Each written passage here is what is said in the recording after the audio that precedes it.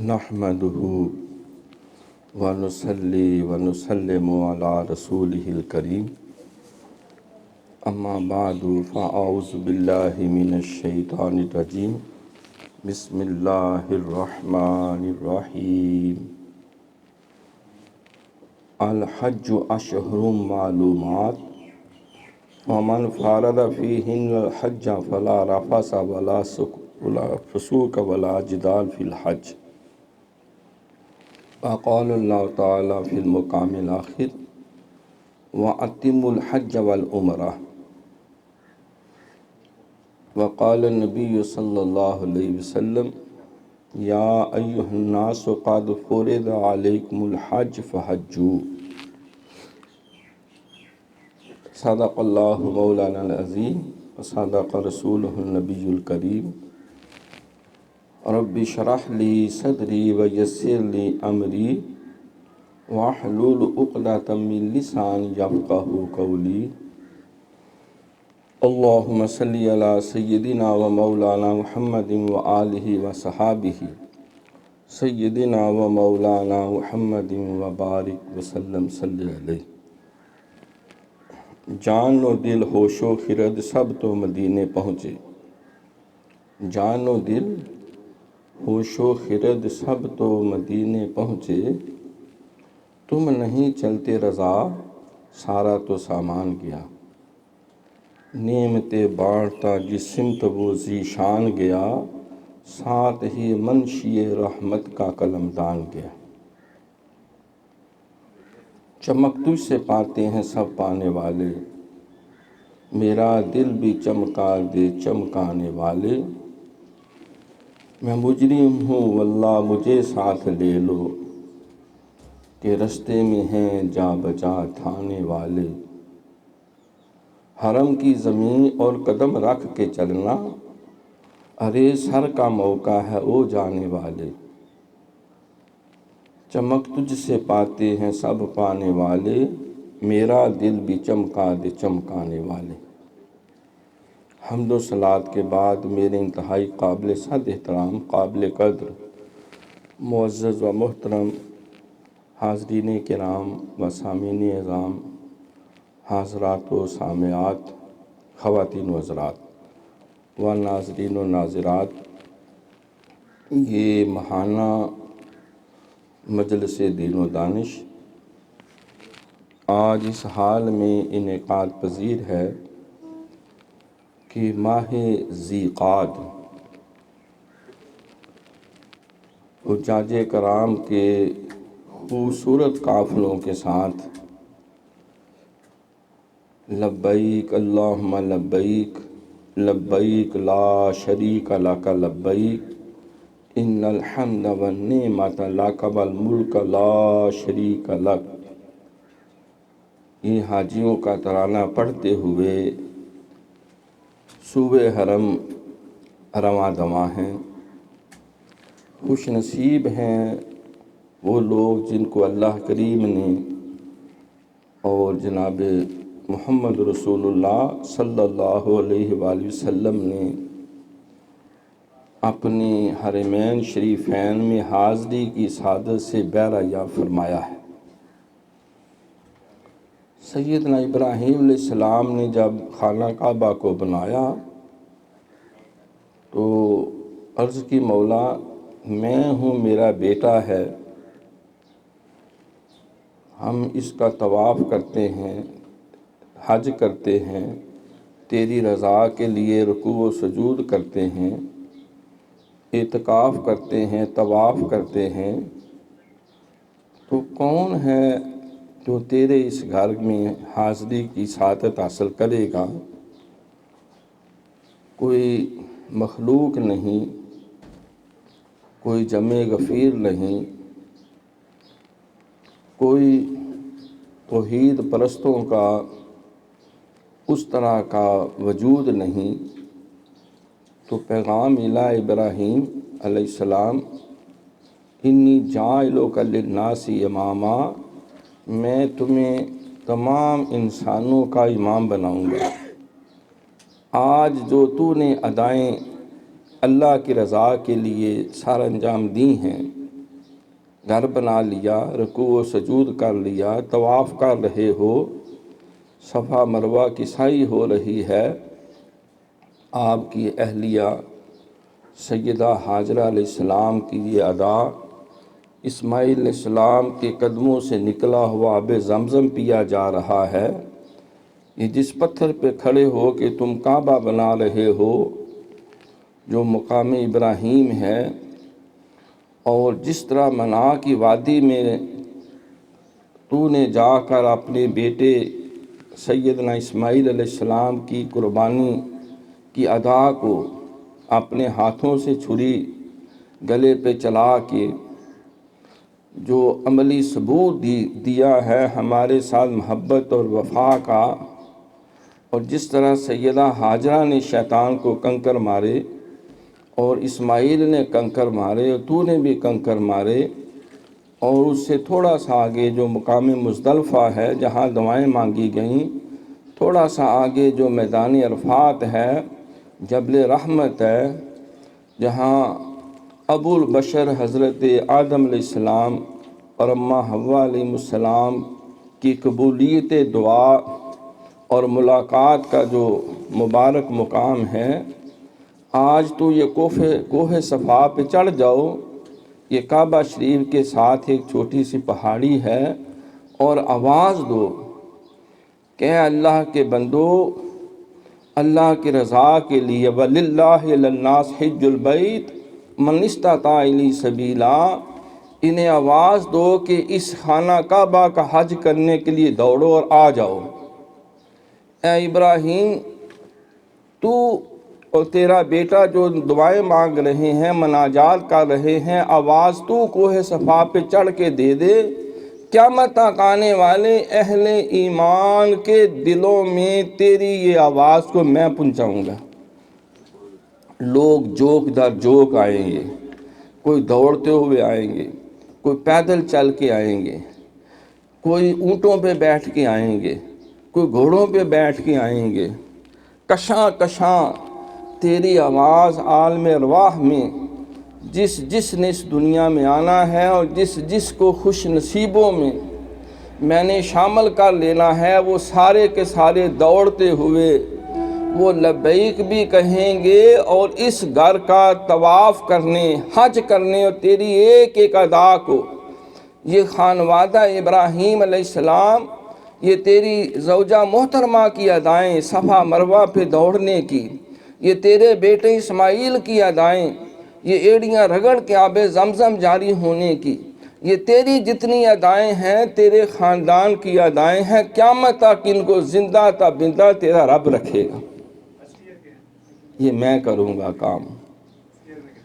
لبیک اللہم لبیک کا حدیث میں آتا ہے کہ جس نے جب اللہ کی بارگاہ سے اذن ملا، ابراہیم علیہ السلام نے ندا دی، آواز بلند کی، اور جس نے جتنی دفعہ لبیک لبیک کہا، اللہ اتنی دفعہ اس کو حج بیت اللہ کی حرمین شریفین میں حاضری کی سعادت سے بہرحیاب فرماتا ہے۔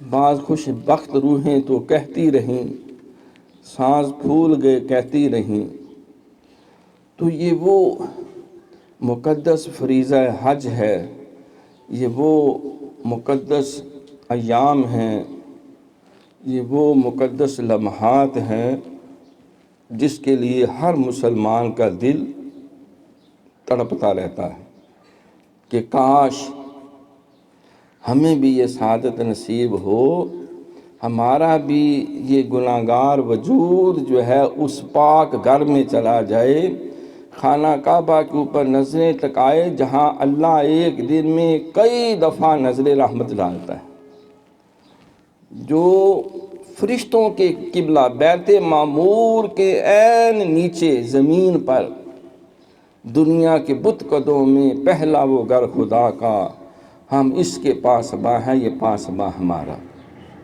جس کو سب سے پہلے حضرت آدم علیہ السلام نے بنایا، پھر وہ طوفان نوح میں بہہ گئی ہر شے، اور دوسری دفعہ اللہ کے حکم سے اس کو حضرت اسماعیل علیہ السلام اور ابراہیم علیہ السلام باپ بیٹے نے مل کے اس کو تعمیر کیا۔ کعبہ بنا تو پیغام ملا اللہ کی طرف سے، وَعَهِدْنَا إِلَىٰ إِبْرَاهِيمَ وَإِسْمَاعِيلَ أَن طَهِّرَ بَيْتِيَ لِلطَّائِفِينَ وَالْعَاكِفِينَ وَالرُّكَّعِ السُّجُودِ۔ اے میرے دو مقرب نبیوں، اللہ تم سے یہ عہد لیتا ہے کہ میرے اس گھر کی خدمت کرتے رہنا، اس کی طہارت اور پاکیزگی کا خیال رکھنا، اسے پاک صاف کر دینا۔ کن کے لیے؟ جو یہاں طواف کرنے آئیں گے، اعتکاف کرنے آئیں گے، رکوع و سجود کرنے آئیں گے، مناجات کرنے آئیں گے، دعائیں مانگنے آئیں گے، سجدے کرنے آئیں گے، جو جہاں اللہ کی رضا حاصل کرتے ہوئے جنت حاصل کرنے ہیں۔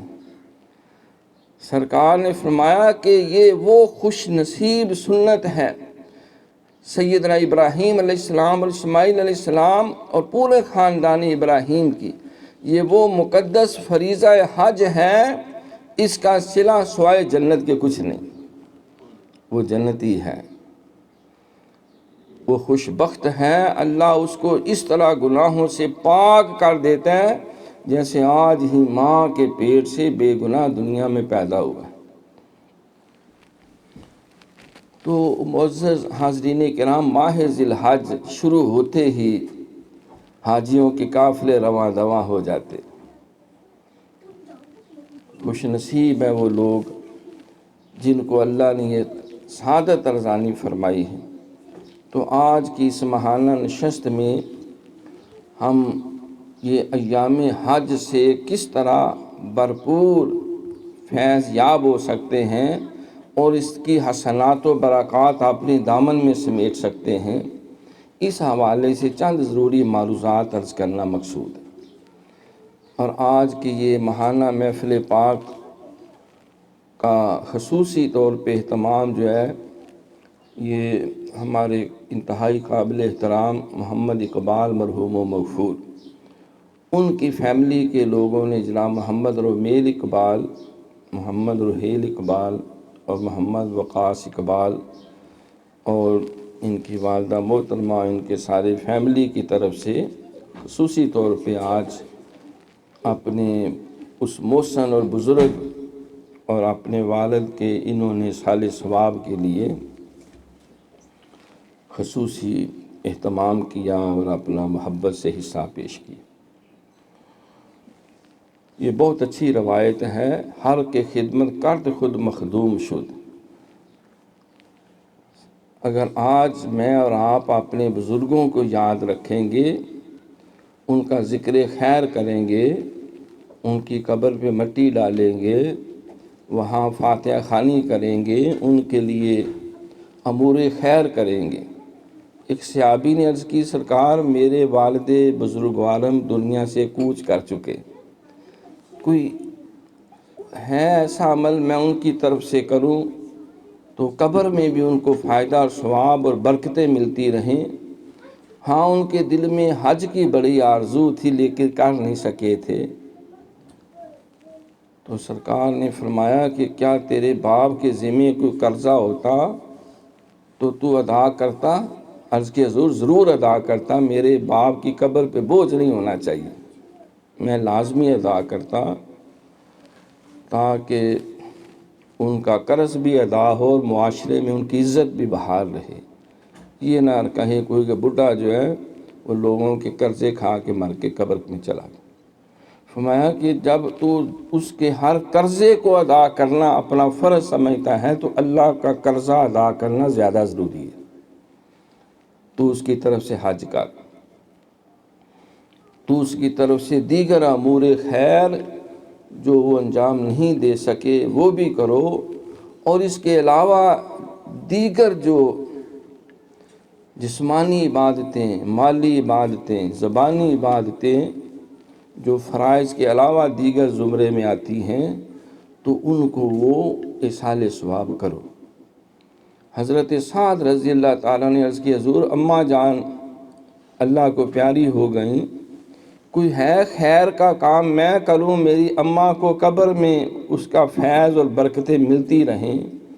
فرمایا ہاں ہاں، تو مدینہ منورہ میں پانی جو ہے اس کی کمی ہے، استعمال کے لیے، پینے کے لیے، جانوروں کے لیے، کھیتی کے لیے، تو کنواں کھدواؤ۔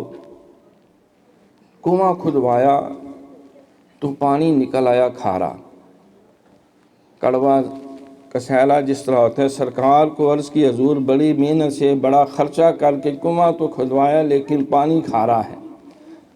سرکار تشریف لے گئے، اپنا لعاب دہن مبارک اس میں تھوڑا سا شامل کیا تو آپ کے لعاب دہن کی برکت اور تاثیر سے وہ کھاری کنواں میٹھا ہو گیا۔ سرکار نے وہاں کھڑے ہو کر دعا بھی کی، پانی بھی نوش فرمایا اور فرمایا کہ اے سعد، جب تک اس کنویں سے مخلوق سیراب ہوتی رہے گی تیری والدہ کو قبر میں اس کا اجر و ثواب ملتا رہے گا۔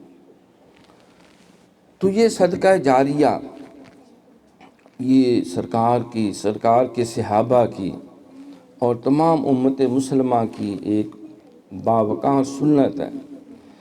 پھر اس میں خوش آئند یہ بات ہے کہ جو امور خیر میں اور آپ کرتے ہیں اس کا اجر اور ثواب ان مرحومین کو بھی ملتا ہے، اور جو عمل کرنے والا اللہ اس کے بھی اجر اور ثواب میں کمی نہیں آنے دیتا۔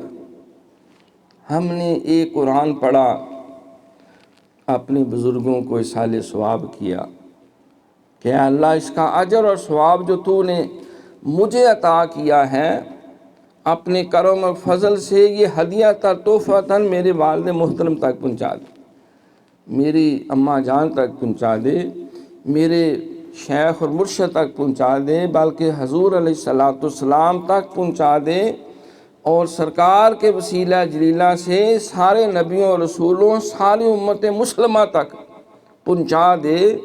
تو فرمایا کہ اس کے اجر اور ثواب اپنے میں بھی ذرہ برابر کمی نہیں ہوگی، اور ہر ایک کو جس کی اس نے نیت کی ہے ان سب کو بھی ایک ایک پورا قرآن پڑھنے کا اجر اور ثواب اللہ تعالیٰ فرما دے۔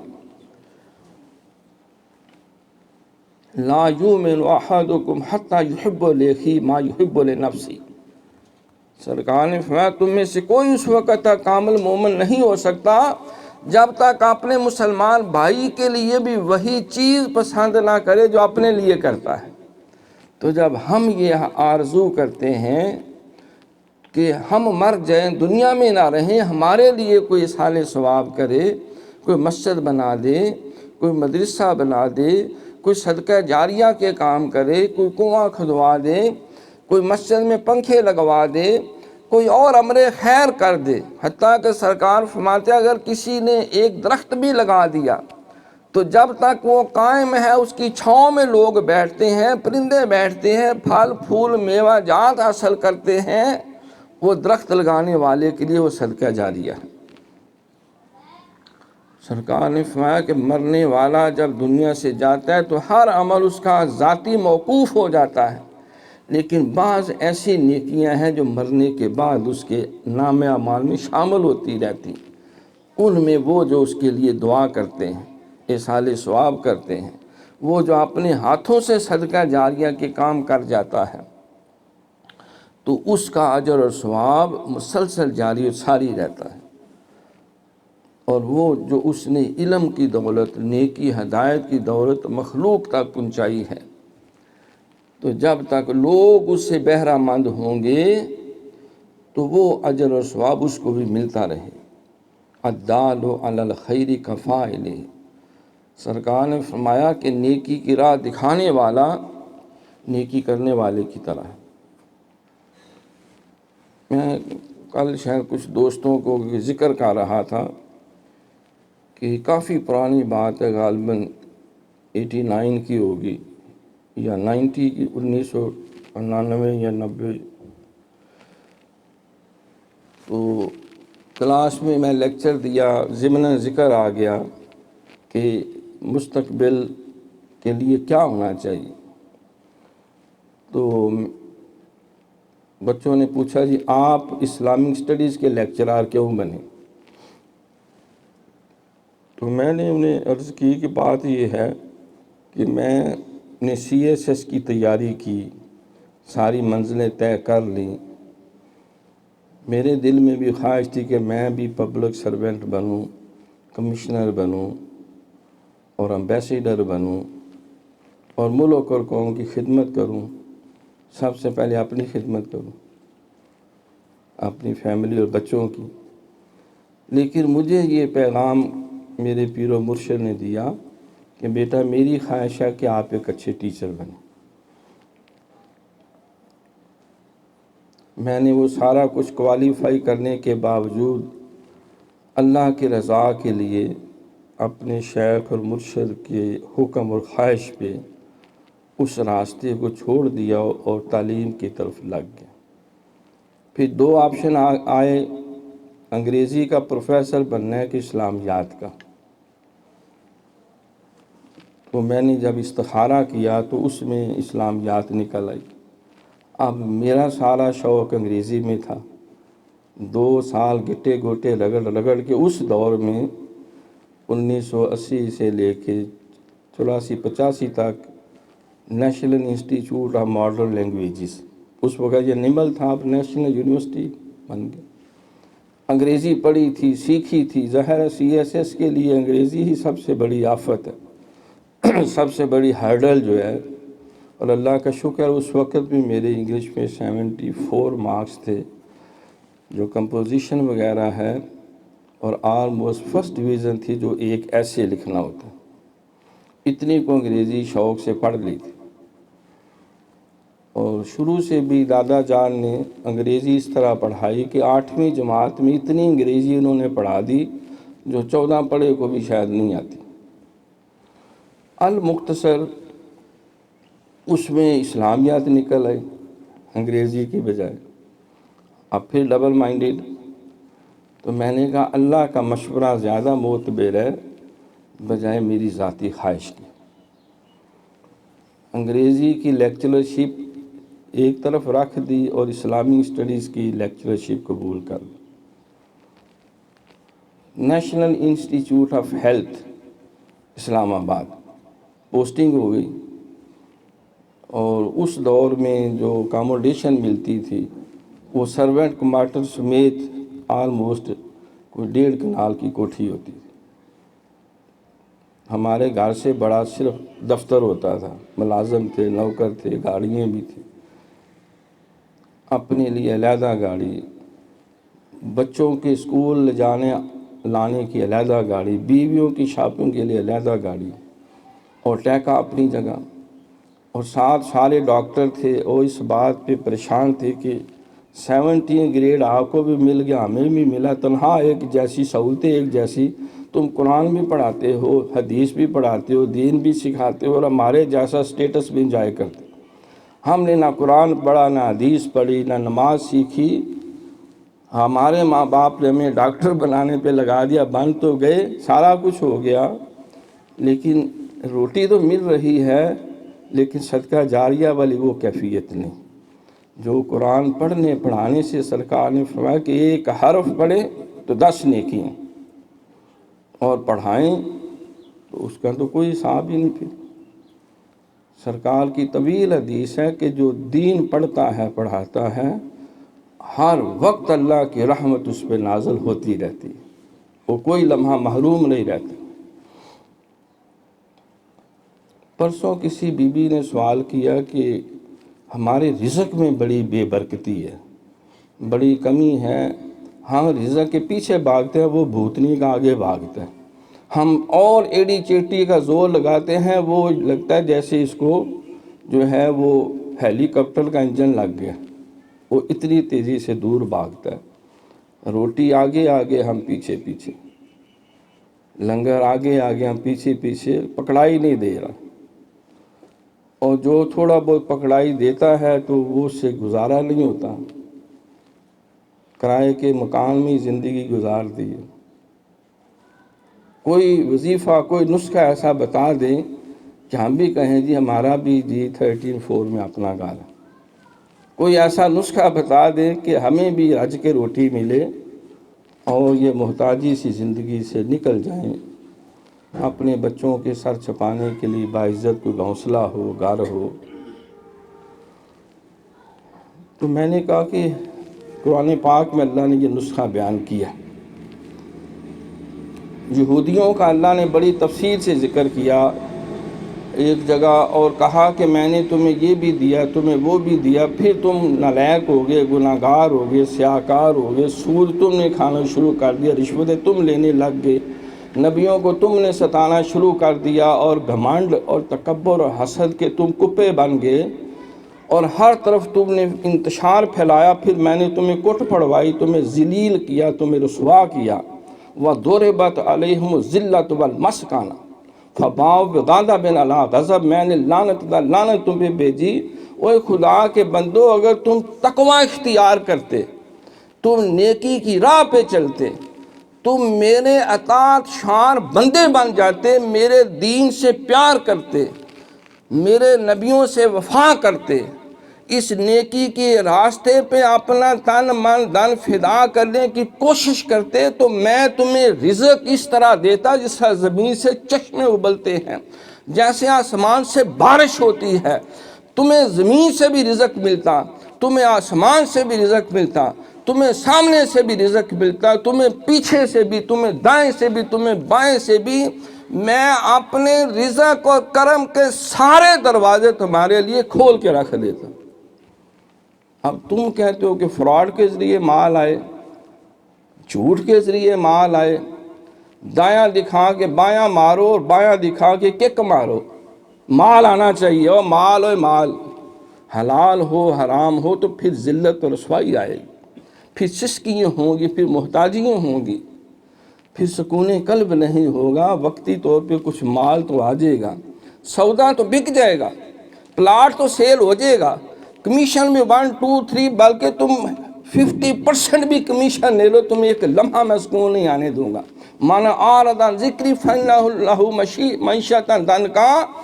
تم نے میرے ذکر کو، میری رضا کو، میرے حکم کو ایک طرف پھینک کر جو مال اکٹھا کیا، میں تمہیں چاروں شانے لٹا کے رسیوں سے باندھ کے قلوں کے ساتھ تو ہل نہ سکے، میں لتر مرواؤں گا. یہ قرآن کی آیت ہے، کوئی حق آیت نہیں. تو میں نے کہا بی بی اصل بات یہ ہے کہ ہم نے تقوی کا راستہ چھوڑ دیا. ہم اٹھتے ہی کہتے ہیں یا دگیا تیرا آسرا، یا جھوٹا تیرا آسرا، یا فراڈا تیرا آسرا. تو اللہ کہتا ہے میں لعنت بھیجتا ہوں تجھ پہ، لعنت اللہ علی القاذبین. سرکار نے فرمایا کہ الصدق ینجی والکذب یہلک. سچائی اور سچائی کا راستہ نجات کا راستہ ہے، جھوٹ اور فراڈ اور دغے کا راستہ جو ہے یہ تباہی اور بربادی کا راستہ. الصدق ینجی والکذب یہلک. سچائی نجات دے دیتی ہے، honesty is the best policy, اور جھوٹ انسان کو ہلاک کر دیتا ہے. ہم کہتے ہیں نہیں جھوٹ نجات دیتا ہے، سچ بولیا تو گاہک پچ جانے تو میرے پلے کی رہ گئے، گاہک نکل گیا تو روٹی کتوں کھاواں گا، مٹن کتوں لے کے جاؤں گا، کر تازہ خربوزے کہاں سے آئیں گے. 100 جھوٹ بول کے. تو میں نے عرض کی کہ بیٹی بات یہ ہے کہ ہمارا بڑا المیہ یہ نہیں کہ اللہ بدل گیا، اللہ کے وعدے جھوٹے ہو گئے معاذ اللہ، قرآن بدل گیا، سرکار کے وعدے غلط ہو گئے. نہیں، ہم غلط ہو گئے. ہم نے اس کی رضا کا راستہ، تقوی کا راستہ چھوڑ کے. اب آپ کہیں گے یہ بعض متقی ہیں تو وہ بھی دونوں بازو سر پہ رکھ کے باں باں کرتے ہیں، وہ متقی نہیں ہیں، وہ متقی نہیں ہیں. اللہ کا وعدہ جھوٹا نہیں ہو سکتا. اللہ نے خود قرآن میں کہا یا ایھا الذین آمنوا اتقوا اللہ وقولوا قولا سدیدا یصلح لکم اعمالکم ویغفر لکم ذنوبکم ومن یطع اللہ ورسولہ فقد فاز فوزا عظیما. میں انہیں کامیابی نہیں دوں گا، صرف فوزا عظیما، بہت بڑی کامیابی. قرآن میں اللہ کہتا ہے ساری روبے زمین کا 16 چاندی تمہاری جولی میں ڈال دوں تو میرے نظر میں ایک مٹی کی مٹھ جتنی اس کی اہمیت نہیں، یہ اتنا متاع قلیل ہے۔ ساری دولت، سارا سونا، سارا چاندی اور ساری عزتیں جنہیں ہم عزتیں سمجھتے ہیں، یہ مٹی کی مٹھ اگر تمہارے ہاتھ میں ہو تو کیا اس کی ویلیو ہے؟ جتنی تمہاری نظر میں ایک مٹی کی مٹھ کی اہمیت ہے، میری نظر میں یہ دنیا کے سارے مال اسباب کی یہ متاع قلیل ہے۔ تم تقوی کا راہ اختیار کرو گے تو میں تمہیں متاع قلیل نہیں، متاع کثیر، فوزاً عظیمہ، سب سے بڑی کامیابی تمہارا مقدر کر دوں۔ تو میں نے کہا تھوڑا سا وقت تقوی کے لیے بھی نکالیں۔ 24 گھنٹے ہم پلاٹزم کا شکار، دولت کی جمع تفریق، کو آج ہے کوئی پھنس جائے۔ آپ اللہ کے رضا میں لگ جائیں، فاذکرونی اذکرکم، اللہ کہتا ہے تو مجھے خوش کرو میں تمہیں خوش کروں گا۔ ان اللہ لا یخلف المیعاد، اللہ کہتا ہے میں وعدوں کی خلاف ورزی بھی نہیں کرتا۔ اوف بعہدی اوف بعہدکم، تم میرے ساتھ کیے ہوئے وعدے پورے کرو تو میں تمہارے ساتھ کیے ہوئے وعدے پورے کروں گا۔ میں کوئی خدا ہوں، میں کوئی جھوٹ تو نہیں بول رہا، میں خدا ہوں، میں کوئی وعدہ خلافی تو نہیں کر رہا اور نہ کروں گا۔ تو ہمیں یہ غلط فہمی ہو جاتی ہے کہ تقوی کے راستے سے رزق نہیں ملتا، سب کچھ ملتا۔ کل ہمیں بائی چانس ہو کوئی میں میسیج دیکھ رہا تھا، مولانا طارق جمیل مدہ ذلہ العالی، ان کا ایک انٹرویو ہمیں سامنے آ گیا۔ کوئی بی بی نے سوال کیا کہ آپ کی ماشاءاللہ ایک بیوی ہے، اور بھی شادی کے پیغام تو آتے ہوں گے، غیر ایک سٹیٹس ہے، ایک مرتبہ ہے، لوگ ایکنالج کرتے ہیں آپ کی سروسز کو۔ تو انہوں نے کہا بیٹی بات یہ ہے کہ جب میری پہلی شادی ہوئی تھی اس کے بعد ہی پیغام آنے شروع ہو گئے تھے کہ یہ مولوی کچھ کرے گا، یہ کسی منظر پہ پہنچ جائے گا۔ تو اس وقت ہی لوگوں نے رجوع کرنا شروع کر دیا تھا، لیکن مجھے اللہ نے ایک بیوی سے اتنی محبت، چاہت اور ہر نعمت عطا کی ہے جو ایک بیوی سے انسان توقع کر سکتا ہے، تو میں اس کے ساتھ دغا نہیں کر سکتا۔ میں نے کوئی آفر قبول نہیں کی جس کے لیے لوگ 24 گھنٹے متفکر رہتے۔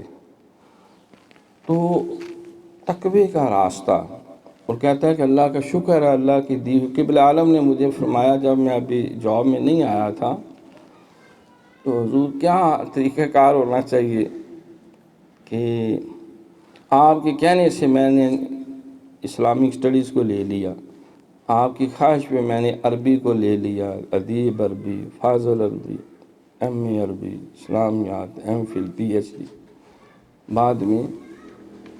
تو فرمانے لگے بیٹا بات یہ ہے کہ تم دین کے لیے مخلص ہو کے ڈیوٹی دو، لوگ رزق کے پیچھے بھاگتے ہیں، رزق تیرے پیچھے بھاگے۔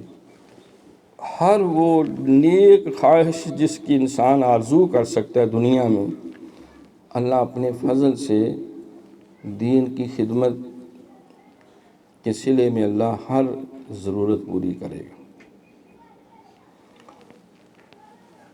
تو تقوی کا راستہ جو ہے، تو میں عرض کر رہا تھا کہ اسلامک سٹڈیز کا اس بچے نے سوال کیا، میں نے اسے بتایا کہ اس وجہ سے میں نے یہ اسلامک سٹڈیز کو ایکسیپٹ کیا۔ اس نے کہا جی میں یہ ڈی کام کر رہا ہوں، پہلے آئی کام، پھر ڈی کام، پھر بی کام، پھر ایم کام، پھر کام ہی کام۔ کہتے ہیں جو قائد اعظم کا ماٹو تھا، کام کام اور کام، C com, D com, B com, M com. تو ہم تو کاموں میں لگے رہیں گے۔ تو ویسے میرا نام سید صابر حسین بخاری ہے، چھوٹا سا بچہ، فرسٹ ایئر کا، کتنا کو تھا، ابھی داڑھی مچھ بھی نہیں شروع ہوتی، تھا بھی ذرا تھوڑا سا مسکین ٹائپ سا، بعض ذرا ہوتے ہیں بڑے جنٹل مین، بابو ٹائپ، شابو ٹائپ۔ میں نے کہا بیٹا میں نے تو اپنے شیخ کے کہنے پہ یہی طریقہ اختیار کیا اور اللہ نے اس میں برکت دی ہے۔ سینکڑوں ہزاروں طلباء، طالبات اور جو شیخ نے ڈیوٹی لگائی، کم و بیش 24 سال وہاں بھی جمعہ پڑھاتا رہا اللہ کی رضا کے لیے، للہ فی اللہ۔ اسلام آباد میں رہا، یہاں بھی پڑھاتا رہا، پھر واپس گیا، پھر پڑھاتا رہا، اب بھی۔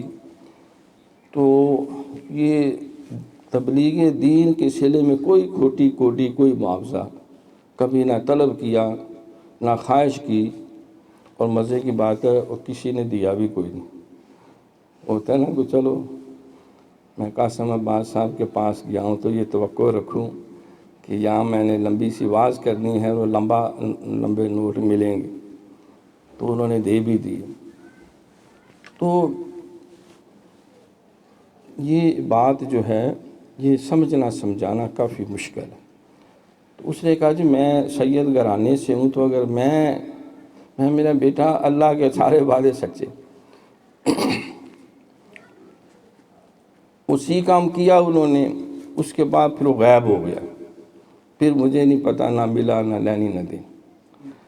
تقریباً 31 سال بعد 31 ایئرز آفٹر دیٹ ڈسکشن، میں لاہور ایک بہت بڑی تقریر تھی پاکستان میں، وہ مجدد الفسانی رحمۃ اللہ علیہ کے ذکر پہ سب سے بڑی کانفرنس، بلکہ وہ انٹرنیشنل کانفرنس کا نام دیتے، تو مجھے بھی دعوت ہوئی آپ نے بھی مقالہ پڑھنا ہے۔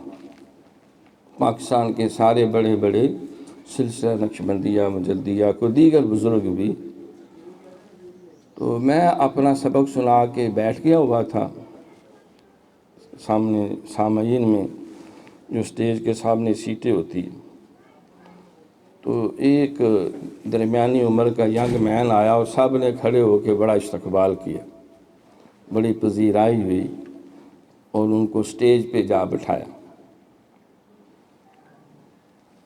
تو کچھ دیر دیکھنے کے بعد وہ اسٹیج سے نیچے اتر آئے اور میرے پاس آ گیا، ملا، مصافحہ کیا، پھر گلے ملا اور کہا کہ آپ بھی ساتھ تشریف لائیں، اوپر ہی آ جائیں۔ اس بات پہ اور زیادہ تعجب رہا، انہوں نے کہا میں آپ کا شاگرد ہوں، سید صابر حسین بخاری، وہ 88 میں یا 89 میں آپ کے پاس ہم کام کرتے تھے government college of commerce Gujranwala, آپ نے ایک لیکچر دیا تھا، میں لیکچر اس موضوع پہ نہیں تھا، ویسے ہی قرآن حدیث پڑھاتے ہوئے بات آ گئی، تو میں نے بھی دل میں تہیہ کیا میں بھی تقوی کی راہ پہ چلوں گا، میں بھی دین کے راستے پہ چلوں گا۔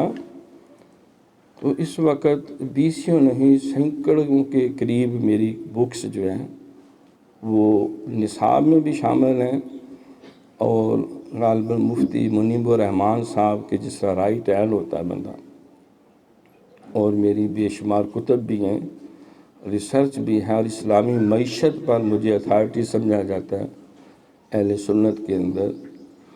اور میں نے اس دن سے پھر سارا نیکی کا، میں پھر کراچی آ گیا، پہلے وہاں پڑھتا رہا، یہاں سے پھر ساری تعلیم حاصل کی، اندرون ملک بیرون ملک۔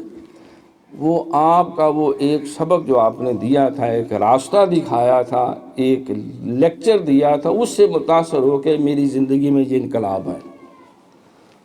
تو میں نے اس بات پہ اللہ کا شکر بھی ادا کیا، اور جب اس نے بتایا کہ یہ میرے استاد محترم ہیں، پھر اور سارے مجلس والوں کے کان کھڑے ہو گئے۔ تو عرض کرنے کا مقصد یہ ہے کہ اللہ کے وعدے سچے ہیں، اللہ کے سارے وعدے سچے ہیں۔ تو تقوی کا راستہ جو ہے وہ خیر کا راستہ ہے، کامیابی کا راستہ ہے، خوشحالی کا راستہ ہے۔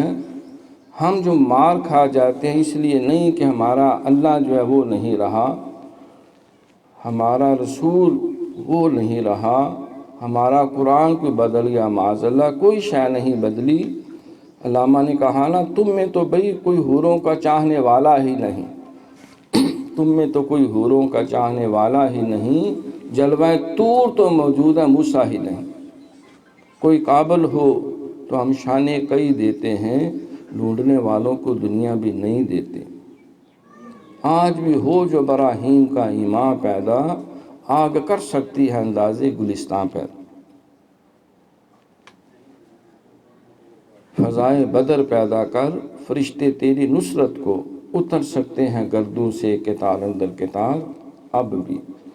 ہمیں اصل میں مس گائیڈ کیا جاتا ہے، معذرت کے ساتھ ماں باپ بھی مس گائیڈ کرتے ہیں، اساتذہ تو پورا حق ادا کرتے ہیں، اور دوست احباب اس سے زیادہ وہ ایک اشکل دماغ میں ڈال دیتے ہیں، اور تم اسپین جانا ہے، تیری زندگی بدل جانی، اتھے خدا بھی ہو رہے، اتھے رسول بھی ہو رہے، اتھے دین بھی ہو رہے، تو موچیں ہی موچیں تے مال ہی مال، لمبا مال، ادھر سے تو اٹلی کھسک جانا، یا پرے جرمن میں جو ہے وہ کنٹری کیا کرتے ہیں، وہ بیٹھ کے جاتے ہیں ڈنکی کر کے۔ پچھلے دنوں وہ رپورٹ آئی کہ لوگ اسی طرح پورا ایک قافلہ جا رہا تھا ناجائز طریقے سے کسی ملک میں گھسنے کے لیے، تو سیکورٹی فورسز غیر انہیں آرڈر ہے، وہ گولیاں مار کے ان کو غرق کر دیا سمندر میں، مچھلیوں کی دہاڑی لگ گئی، عیدیں ہو گئی، خوب کھایا ہوگا انہوں نے، معاذ اللہ تکلیف ہوئی بڑی سن کے۔ تو رپورٹ یہ دے دی کشتی الٹ گئی سی، کشتی بیچارے نے کہا الٹنا تھا، ہمارے کچھ دوست جو ہے وہ ڈیفینس میں ہے، سیکرٹ ڈیفینس میں، وہ کہتے ہیں انہوں نے گولیاں مار کے ان کو لبو دیا۔ تو ان کو یہ دماغ میں بات ڈال دی جاتی ہے کہ تو ایک دفعہ باہر چلا جاتے پھر زندگی تیری دیکھ کیا بن جائے، اوتھے خدا ہور، اوتھے رسول ہور، اوتھے وعدے ہور۔ ٹھیک ہے حالات اور ماحول انسان کو بعض کا بیزار کر دیتا ہے، لیکن اللہ کریم ہر جگہ ایک ہی۔ شیخ سعدی رحمۃ اللہ علیہ کا بات مشہور ہے نا، کوئی مرید آیا حضور میں جا رہا ہوں فلاں ملک میں، سنا ہے وہاں بہت پیسہ اور دولت ہے اور بڑی لوگوں کی موج ہے، کہا یار وہاں کے خدا سے کہنا سیدھے بھوکے مر چلے ہیں، کبھی ادھر بھی پھیرا پائے، ہمارے بھی علاقے میں ایک چکر لگا جاؤ، مہربانی اس خدا سے ذرا کہنا اسپیشلی میری طرف سے بھی منت کرنا، خود بھی سفارش کرنا۔ وہ تھوڑی دیر سوچا، اس نے کہا میرے خیال ہے حضور اللہ دیکھی ہے، خدا تھے بھی ہے وہ تھے بھی وہی ہے۔ ہاں یار جو خدا تمہیں وہاں دے سکتا ہے تو یہاں اس کی کوئی جیب خالی ہو چلی؟ اس مقصد کے لیے جانا کوئی ٹارگٹ نہیں، تبلیغ کے لیے جاؤ، تعلیم کے لیے جاؤ، تحقیق کے لیے جاؤ، تو یہ چار ٹکوں کے لیے ہم تو چکر لگائے ہیں وہاں پچھلے سال، آپ کے علم میں ہے امریکہ کئی سٹیٹس میں، ٹھیک ہے پہلے سنا ہوا تھا، عملی طور پہ بھی دیکھا۔ تو ہمارے جو سب سے غریب ترین شخص ہے، اب صاحب بھی تشریف فرما ہے، 3 سال یہ بھی رہا ہے، تو ان کا معیار زندگی کوئی جو سہولیات زندگی کے اعتبار سے کوئی بہت ڈیفرنس نہیں، روزی روٹی کے نقطہ نظر سے میں عرض کر رہا ہوں، اگر انہیں لمبے ریال ملتے ہیں، ڈالر ملتے ہیں، پاؤنڈز ملتے ہیں، تو خرچے بھی اسی طرح ہوتے ہیں۔ 24 سال وہاں رہنے والوں کا بھی اپنا گھر نہیں ہے، کرائے پہ ہیں، ان کے بچے جو ہیں 24 سال سے دن رات محنت کرتے ہیں، بچے صدقہ خیرات پہ پڑھ رہے، نام انہوں نے اسکالرشپ پہ رکھا ہوا۔ اگر کسی کا ہے گھر تو وہ پوتوں تک اس کی قسطیں دیتے رہتے، اپنی پراپرٹی خریدنا بنانا۔ مسز کے بھتیجے نے کہا کہ پھپھو میں نے لندن میں اپنا فلیٹ یا اپارٹمنٹ خرید لیا، تو انہوں نے کہا مبارک ہو، پھر تو بڑی موج ہوئی، کہا میرے پوتے تک جو ہے وہ قسطیں دیتے رہیں گے، لے تو لیا میں نے، وہ تو بیٹھے ہوئے ہیں جو مرضی آؤ شناختی کارڈ دکھاؤ اور مکان کی جا کے چابی پھڑو بیٹھ جاؤ، لیکن وہ اتنا وہ اس سے مارک اپ لیتے ہیں اور اتنا اس کی وہ پیسے لیتے ہیں، یہ سودی نظام کی جو لعنت ہے کہ وہ بندہ ساری زندگی اتارتا رہتا ہے، پھر بیٹے اتارتے رہتے ہیں، پھر پوتے اتارتے رہتے ہیں، اللہ ماشاءاللہ 5 انگلی ایک جیسی نہیں ہوتی۔ تو موضوع سے بات ہٹ گئی، ہم سب گئے تھے لیکن کسی ٹارگٹ کے ساتھ، گورنمنٹ کی طرف سے نمائندگی کرتے ہوئے، اللہ نے اچھا صلہ بھی دیا، مقصد صرف وہاں سے ڈالر اور نوٹ اکٹھے کرنا نہیں تھا، لیکن اللہ تعالیٰ اس مشن کی برکت سے وہ رزق بھی دیتے ہیں۔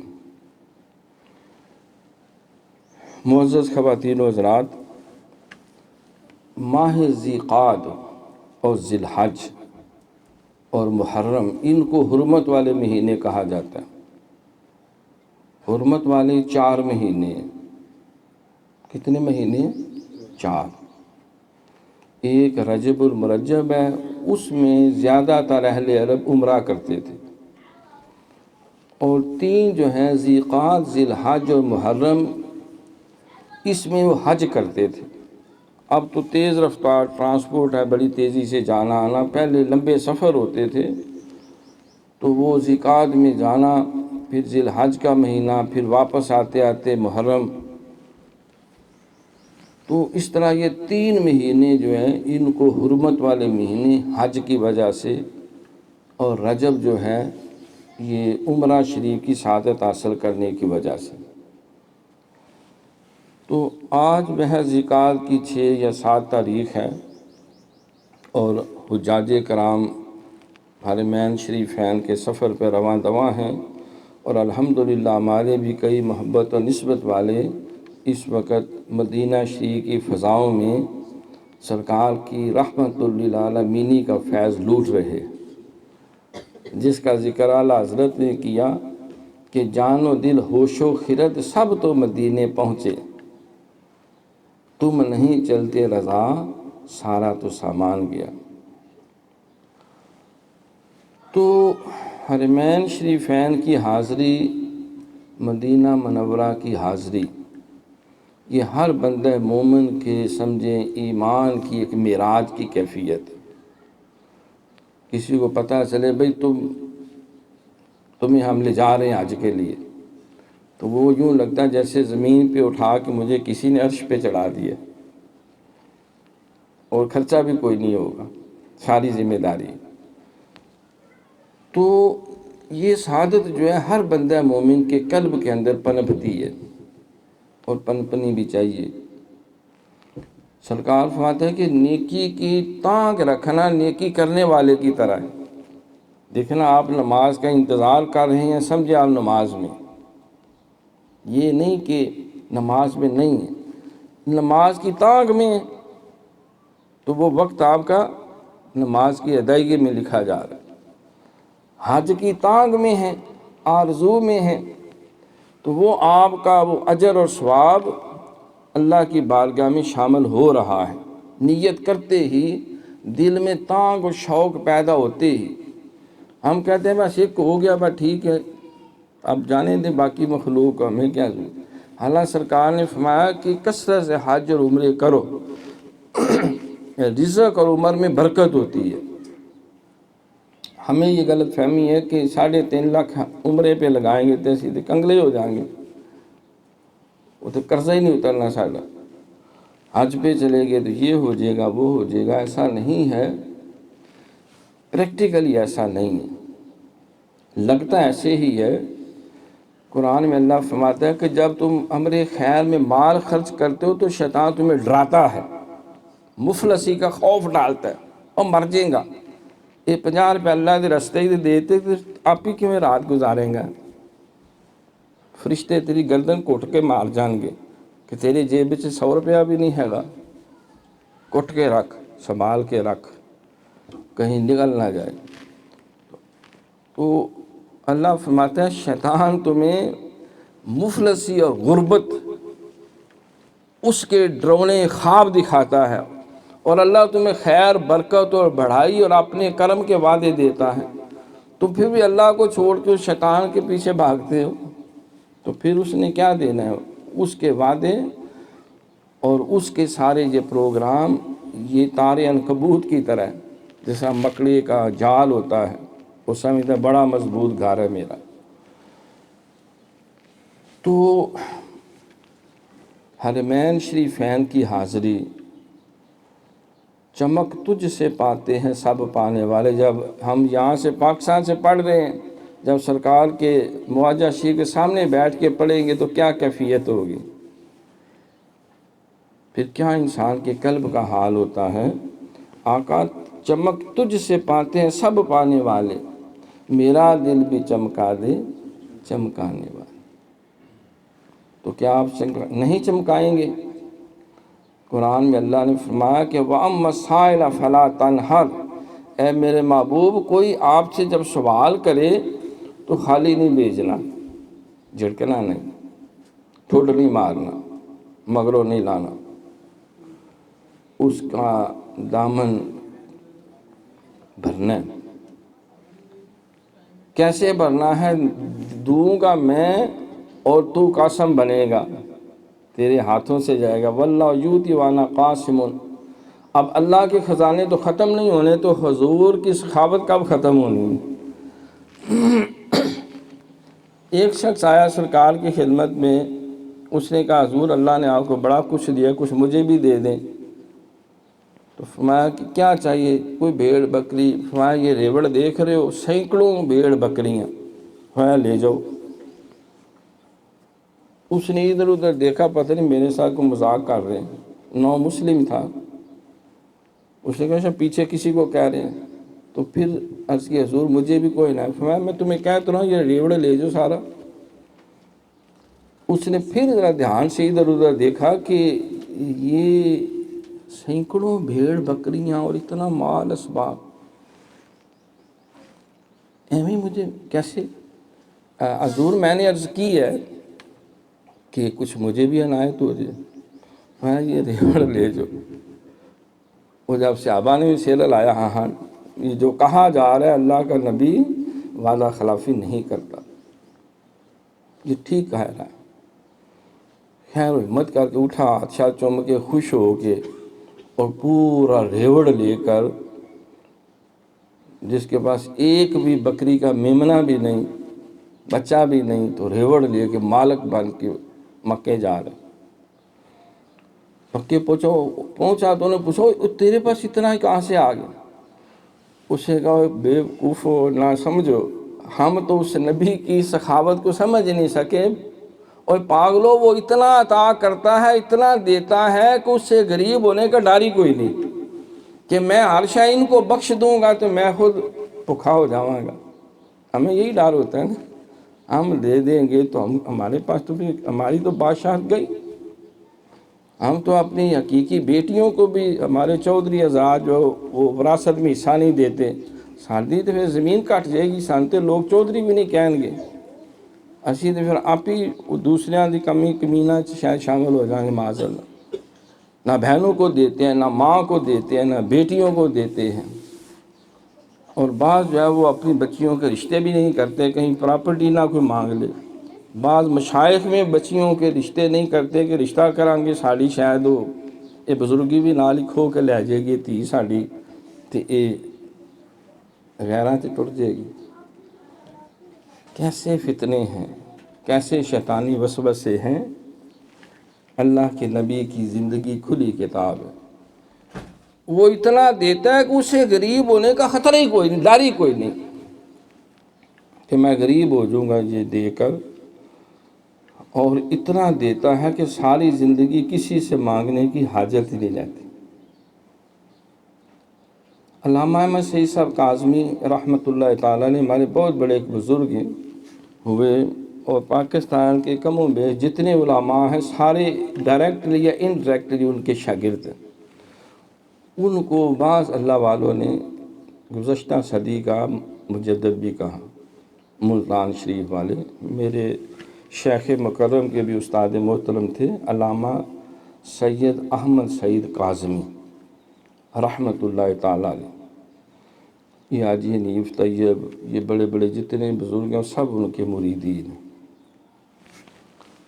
تو قبلہ عالم نے سنایا کہ کہتی ہے کہ یہ متحدہ جب پاکستان ابھی انڈیا تھا تو آپ کسی یہ موجودہ بھارت کے علاقے میں تقریر کر رہے تھے سرکار کی سیرت کے حوالے سے، اور آپ کی سخاوت کا ذکر آ گیا، تو ایک ہندو خاتون نے، ٹیچر تھی، اس نے ایک سوال بھیجا کہ مولانا آپ اپنے نبی کی بڑی سخاوت و فیاضی کا ذکر کر رہے ہیں، میں نے سنا ہے کہ حاتم طائی کی سخاوت ضرب المثل تھی، اور بہت زیادہ وہ سخی تھا، اور اس نے اپنے گھر کے 8 دروازے رکھے ہوئے تھے کہ کوئی کسی سمت سے آ جائے اس کو دروازہ نہ ڈھونڈنا پڑے، دروازہ نہ ڈھونڈنا پڑے، جدھر سے بھی آیا سیدھا آ جائے اور خیر لے کے جائے۔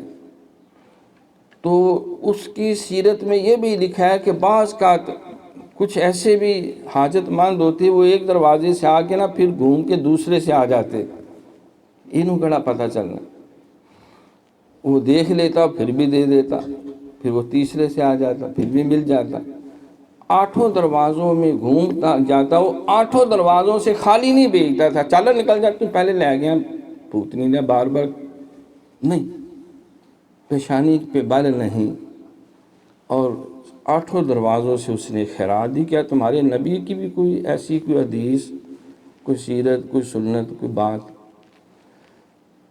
تو علامہ احمد سعید صاحب کاظمی رحمۃ اللہ تعالیٰ علیہ حضرت صاحب فرماتے ہیں کہ وجد میں آگے کہا، بی بی اے ٹیچر تو نے کیسا سوال کر دیا، اور تو نے کس کی مثال میرے نبی علیہ السلام کے ساتھ مماثلت کے لیے پیش کر دی؟ آپ نے فرمایا کہ میں پوری تمہیں ایک کتاب لکھ کے دیتا ہوں سرکار کی سخاوت پہ، جو حاتم طائی کا تو نے واقعہ بیان کیا ہے کہ وہ 8 دروازوں سے بیکاری کو، مانگت کو، گداگر کو، حاجت مند کو دیتا تھا، اور وہ پیشانی پہ بل نہیں ڈالتا تھا۔ اس کے اس واقعہ سے معلوم ہوتا ہے کہ اس کی سخاوت اور فیاضی جو ہے وہ بہت محدود تھی، بلکہ کنجوسی پہ مبنی تھی۔ ایک دروازے سے بیکاری آتا تو وہ دیکھتا کہ اتنا ملا ہے کہ میری ضرورت پوری نہیں ہوئی، وہ بیچارہ مجبور ہوتا ہے دوسرے دروازے سے پھر مانگنے آ جائے۔ 8 دروازوں سے خیرات لے کے بھی اس کو لگتا تھا کہ میری حاجت پوری نہیں ہوئی، میں کیا کروں، کس سے جا کے اور میں مانگوں؟ حاتم طائی تو یہ ہے، اس واقعہ سے لگتا ہے کہ اس کی سخاوت و فیاضی محدود تھی، ناقص تھی، ادھوری تھی، کنجوسی پہ مبنی تھی۔ میں تمہیں سینکڑوں حدیثیں بتا دوں جو سرکار کی خدمت میں ایک دفعہ آیا، اتنا نوازا، ساری زندگی مانگنے کی حاجت ہی نہیں رہی، کسی سے مانگنے کی ضرورت نہیں پڑی۔ ابو ہریرہ رضی اللہ تعالیٰ عنہ نے حافظہ مانگا، اتنا مل گیا کہ کوئی حاجت نہیں۔ حضرت عبداللہ بن عباس رضی اللہ تعالیٰ کو ہے، انہوں نے علم کی برکت مانگی، ایسی ملے کہ سید رئیس المفسرین بن گئے۔ جو صحابی آیا، جو طلب اس نے پیش کی، اتنا نوازا کہ ساری زندگی کسی سے مانگنے کی حاجت ہی نہیں۔ سرکار کی سخاوت ضرب المثل۔ تو اس نے کہا کہ وہ نبی اتنا نوازتا ہے کہ حاجت نہیں رہتی۔ تو عرض کرنے کا مقصد یہ ہے کہ تقویٰ کا راستہ یہ ذی الحج، ذی الحج اور محرم، یہ 3 مہینے، اس میں بہت سے امور خیر ہیں، لیکن میں ایک اہم بات کی طرف آپ کی توجہ مبذول کروانا چاہتا ہوں جو آج کے درس کا پیغام ہوگا۔ دیکھو، شریعت اسلامی میں الحمدللہ ہم مسلمان ہیں، ہمیں اس بات پہ فخر ہے، ہم محمد صلی اللہ علیہ وسلم کا کلمہ پڑھنے والے، ہم اللہ کی توحید کا دم بھرنے والے، ہم قرآن کو سینے سے لگانے والے، ہم اسلام کو ساری دنیا میں وجہ افتخار سمجھنے والے۔ ان الدین عند اللہ الاسلام۔ ہمیں صرف ذی الحج نہیں، ذی القعدہ نہیں، محرم نہیں۔ میں نے حضرت صاحب رحمۃ اللہ علیہ سے ایک دفعہ پوچھا، گو اس مہینے کی بڑی برکت ہے، فرمایا سرکار نے کہ صرف ذی الحج کے پہلے 10 دن اور راتیں جو ہیں، جن کی اللہ نے سورہ فجر میں قسم کھائی، والفجر وليال عشر والشفع والوتر واللیل اذا سجى هل في ذلك قسم لذی حجر۔ 10 دنوں کے اللہ نے قسم کھائی، فرمایا کہ ایک رات کی عبادت کا ثواب لیلۃ القدر کی طرح ہے، اور ایک دن کی عبادت کا ثواب جمعۃ الوداع کی طرح ہے۔ اور ان دنوں کے روزے وہ کئی دنوں اور سالوں کے روزوں کا اجر و ثواب بعض روایات کے مطابق اپنے دامن میں رکھتے ہیں۔ اور وہ حاجیوں کی تو جو برکتیں اور جو وارے نیارے ہوتے ہیں وہ تو ہوتے ہی ہیں، لیکن جو حج پہ نہیں گئے وہ ان حاجیوں کی طرح تقوی کا راہ اختیار کریں، اللہ کے ساتھ اپنے لو لگا کے رکھیں اور اس گھر کے تانگ میں رہیں، اور حاجیوں جیسے جو ہے وہ امور خیر میں لگے رہیں، قربانی کی سعادت حاصل کریں، عید الاضحیٰ میں جتنی برکتیں سمیٹنے کی کوشش کریں، اور سرکار کا جو خطبہ حجۃ الوداع جو آپ نے دیا تھا ان کی تعلیمات کو سامنے رکھیں، اور دین کی تکمیل کو، اس ایمان افروز ماحول کو سامنے رکھیں، تو پوری دنیا میں جہاں کہیں اللہ ان کے دامن بھی خوشیوں سے بھر دیں گے۔ تو یقیناً یہ ساری باتیں اپنی جگہ بجا ہیں۔ تو حضرت صاحب رحمۃ اللہ علیہ سے ہم نے پوچھا کہ حضور کوئی اور خاص وظیفہ بتائیں کہ جس سے ہماری زندگی میں بھی بہاریں آ جائیں۔ تو آپ نے فرمایا کہ بیٹا پہلی بات یہ ہے کہ جو فقر کی راہ پہ چلتا ہے، سلوک کی منزل میں چلتا ہے، جو شیخ عبد القادر جیلانی غوث اعظم کی راہ پہ چلتا ہے، جو مجدد الفسانی رحمۃ اللہ علیہ داتا اجمیری کے راہ پہ چلتا ہے، ان کا یہ معیار نہیں ہے۔ وہ راتوں دنوں کا محض انتظار نہیں کرتے کہ آ جائے گی جب لیلۃ القدر تو انشاءاللہ پھر مانگنا ہے، یہ بھی مانگنا ہے، وہ بھی مانگنا، ذرا آ لے عید الفطر کی رات، ذرا رمضان شریف تو شروع ہو لے، ذرا فلاں موقع تو آ جائے، پھر وہاں جا کے میں مانگوں گا میدان عرفات میں، پھر دیکھنا کیا ہوتا ہے، کیا میں ہو جاؤں گا۔ انہیں اس کا انتظار نہیں ہوتا، نہ انہیں انتظار کرنا پڑتا ہے اور نہ انتظار کرنا چاہیے۔ یہ ایک ہڈ بیتی میں چاہتا ہوں آپ کی خدمت میں عرض کروں۔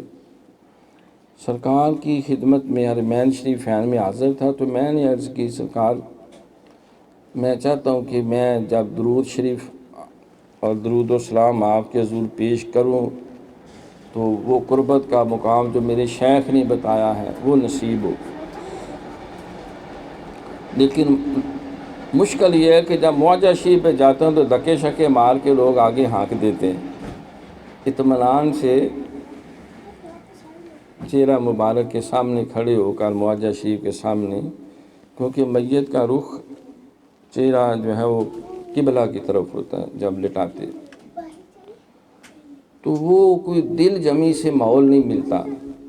2 منٹ مل گئے، 5 منٹ مل گئے، آنکھ شانکھ بچا کے ادھر ادھر بندہ سائیڈ پہ ہو جائے تو 10 منٹ مل گئے، وہ دل کی ریجھ جو ہے وہ پوری نہیں ہوتی کہ سامنے خدمت میں کھڑے ہو کے درود و سلام پیش کروں۔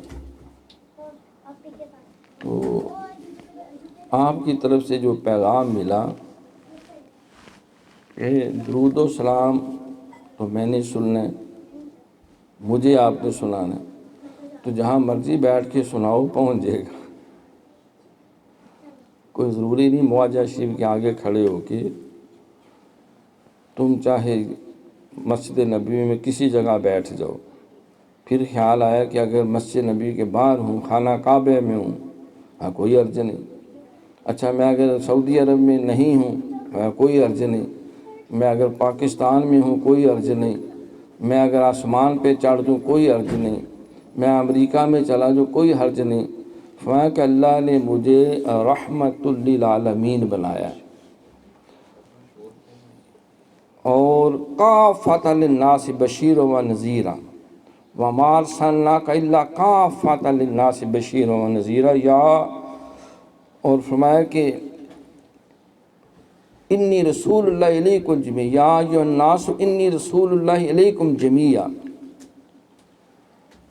روح زمین میں کسی جگہ کسی کونے خدرے میں چھپ کر بھی تم مجھ پہ درود و سلام پڑھو، میری بارگاہ میں حاضری دینا چاہو، تو اللہ کریم نے اپنے فضل اور کرم سے مجھے یہ سعادت ارزانی فرمائی کہ وہ درود و سلام باذن اللہ پہنچتا بھی ہے، سنا بھی جاتا ہے، سارا کچھ ہوتا ہے اور جواب بھی ملتا ہے۔ اور جواب بھی ملتا۔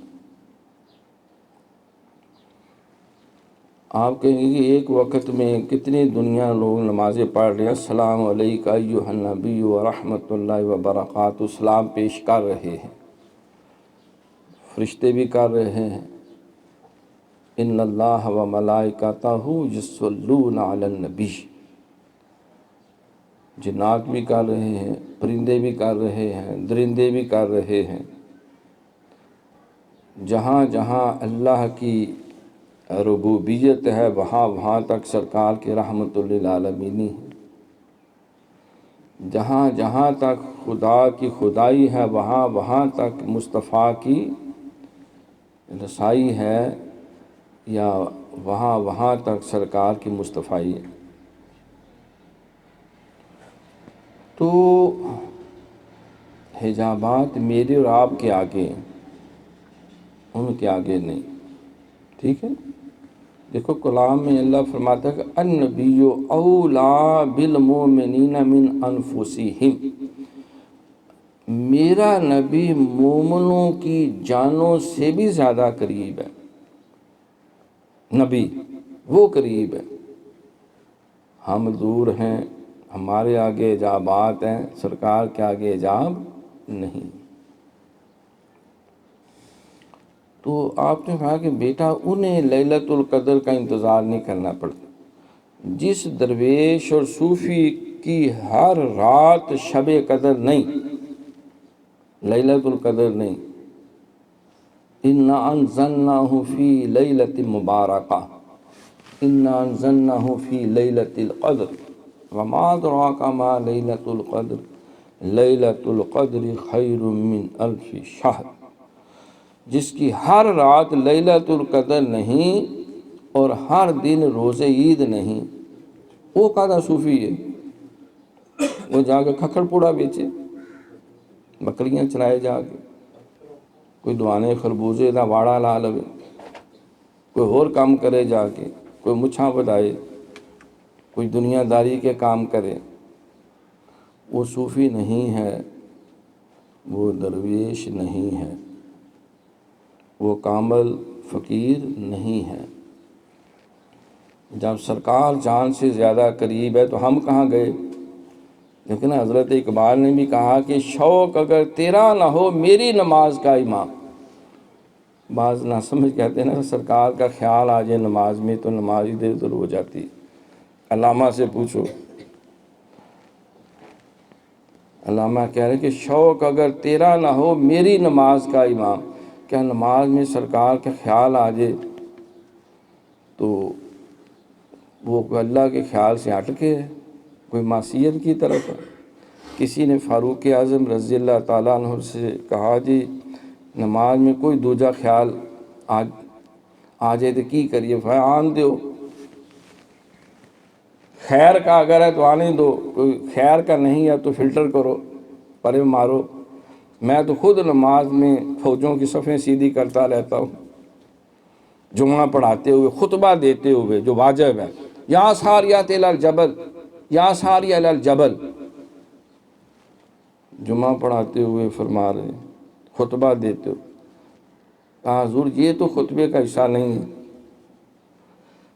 وہ میں نے اس سپہ سالار کو بھیجا ہوا ہے تو دشمن کی فوج پہاڑ کے پیچھے سے حملہ کرنے لگی تھی، تو میں نے ذرا انسٹرکشن دی ہیں کہ یار ذرا پچھوں بھی دھیان کر، اور شیطان پچھوں آ رہے نہیں، تو میں پھر دھیان کر کے کٹیا انہیں۔ حضرت ساریہ رضی اللہ عنہ نے پھر آ کے بتایا، ہاں فلاں دن جمعے کے دن اس وقت ہم دشمن سے نبرد آزمات ہیں، اور امیر المومنین سیدنا فاروق اعظم رضی اللہ تعالیٰ کی ہمیں یہ ہدایت ملی، اور ہم پھر پہاڑ کی طرف مڑے اور پھر خوب کوٹے چڑھائی ہم نے۔ کافر ہے تو شمشیر پہ کرتا ہے بھروسہ، مومن ہے تو بے تیغ بھی لڑتا ہے سپاہی۔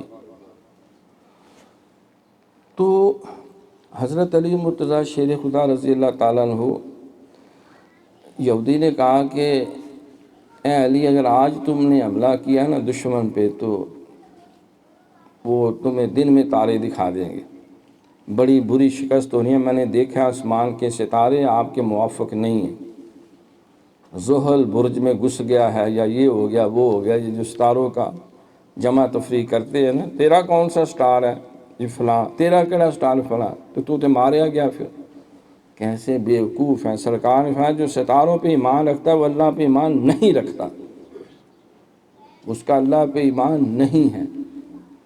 ہر خیر اللہ کے ہاتھ میں، وَتُعِزُّ مَن تَشَاءُ وَتُذِلُّ مَن تَشَاءُ بِیَدِکَ الْخَیرُ۔ تو وہ اللہ کا انکار کر کے یہ ستارہ بازوں کی طرح بھاگتا ہے۔ ڈھونڈنے والا ستاروں کی گزرگاہوں کا اپنے فقار کی دنیا میں سفر کر نہ سکا، جس نے سورج کی شعاؤں کو گرفتار کیا زندگی کی شب تاریک سحر کر نہ سکا۔ ان بیوقوفوں کا اے علی اگر آج حملہ کیا تو شکست یقینی ہے، تمہارے ستارے گردش میں ہیں۔ فرمایا میں آج نہیں ابھی حملہ کروں گا۔ فوج ساتھ لی اور چڑھ دوڑے، مار مار کے دھون نکال لیے دشمنوں کے۔ کہاں بلاؤ اس یہودی مولوی کو، عالم کو، اس راہب کو۔ تو کہا کہ وہ شکست والی بات کدھر گئی، وہ ستارہ جو میرا گردش میں تھا۔ کہا جناب میں معافی چاہتا ہوں، ستارے تو آپ کے اشاروں پہ چلتے ہیں۔ کافر کی پہچان کہ آفاق میں گم ہے، مومن کی یہ پہچان کہ گم اس میں ہے آفاق۔ یہ علی پاک اس واقعہ سے علامہ نے یہ شعر کہا، مومن کی یہ پہچان کہ گم اس میں آفاق۔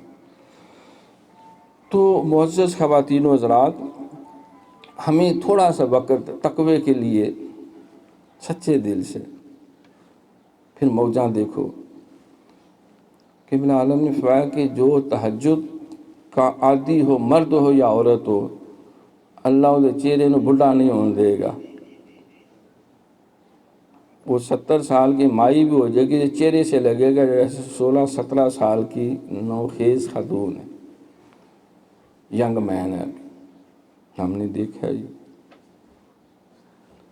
اللہ اس کے چہرے کو تر و تازہ رکھتا ہے، اس کی پیشانی کو کشادہ رکھتا ہے، اس کے ہاتھ کو کشادہ رکھتا ہے۔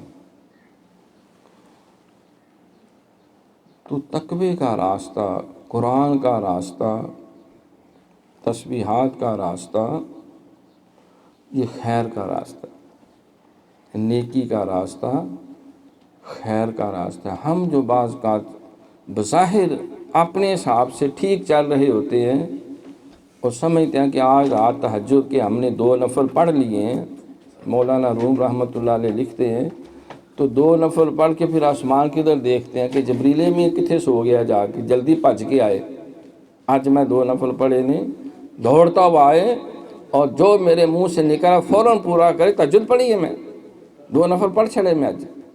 اللہ کا اوپر بڑا احسان کر دیا، جبریل امین دوڑ کے آ۔